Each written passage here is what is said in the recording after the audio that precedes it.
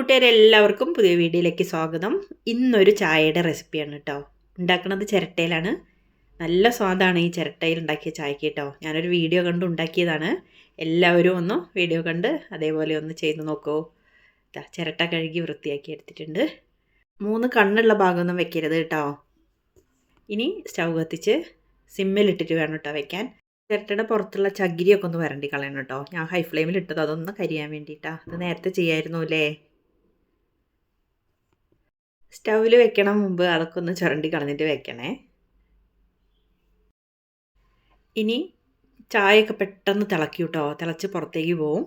അപ്പോൾ നമുക്കിത് പിടിക്കാനായിട്ട് ഇതേപോലെ ഒന്ന് കയ്യിൽ കരുതണേ. പെട്ടെന്ന് എടുത്ത് മാറ്റണം, അല്ലെങ്കിൽ സ്റ്റൗവിൻ്റെ മേലെ കൂടിയൊക്കെ തിളച്ച് പോവും. ഇനി നമുക്ക് ചായയ്ക്ക് ആവശ്യമുള്ള വെള്ളം ഒരു 1/2 ഗ്ലാസ് മതി കേട്ടോ. നിറച്ചൊന്നും ഒഴിക്കരുത്, പിന്നെ പാലൊക്കെ ചേർക്കുമ്പോഴത്തേക്കും പറ്റില്ലല്ലോ. ഇനി ഒന്ന് തിളച്ച് വരട്ടെ. ചെറുതായിട്ടൊന്നതായി വരുന്നുണ്ട്. ഇനി ഒരു ഏലക്ക ചതച്ചതും ഒരു കുഞ്ഞു കഷ്ണം ഇഞ്ചിയും കൂടി ചതച്ചതാണ് കേട്ടോ. നല്ലൊരു സ്മെല്ലും സ്വാദൊക്കെ ഉണ്ടാവുമല്ലോ. അതും കൂടി ഇട്ട് കൊടുത്തിട്ടുണ്ട്. അപ്പോൾ അതൊക്കെ തിളച്ച് വരുന്നുണ്ട്, കണ്ടില്ലേ. സിമ്മിൽ തന്നെ ഇടണേ. ഹൈ ഫ്ലെയിമിൽ ഇട്ട് കഴിഞ്ഞാൽ ചിരട്ടയൊക്കെ കത്തി പിടിച്ചു പോവും. ഇങ്ങനെ തിളച്ച് വരട്ടെ. ആ സമയം ഞാൻ മറ്റൊരു പാത്രത്തിൽ ചായയ്ക്ക് ആവശ്യമുള്ള പാല് തിളപ്പിക്കാനായിട്ട് വെച്ചിട്ടുണ്ട് കേട്ടോ. അതിലേക്ക് നമുക്ക് ആവശ്യത്തിനുള്ള മധുരം കൂടി ചേർത്തിട്ടുണ്ട്. തിളച്ച് വരുന്നുണ്ട്.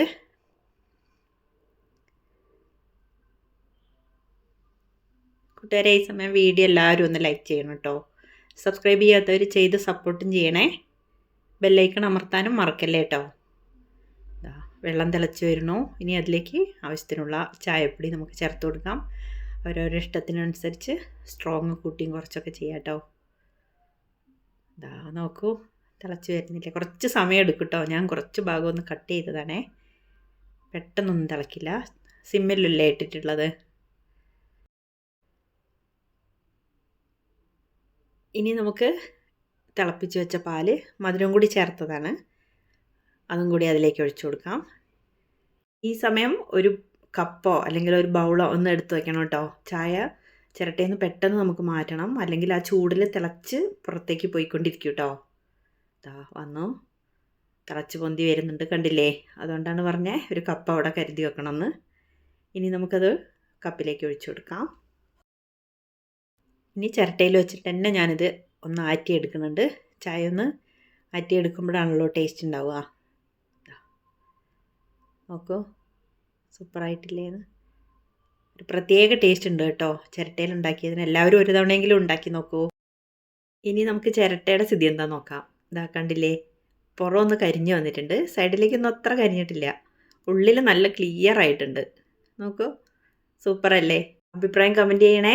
ലൈക്ക് ചെയ്യാൻ മറക്കല്ലേ കേട്ടോ. ഇഷ്ടപ്പെട്ടാൽ ഷെയർ ചെയ്യണേ. വീണ്ടും നമുക്ക് മറ്റൊരു വീഡിയോയുമായി കാണാം കേട്ടോ.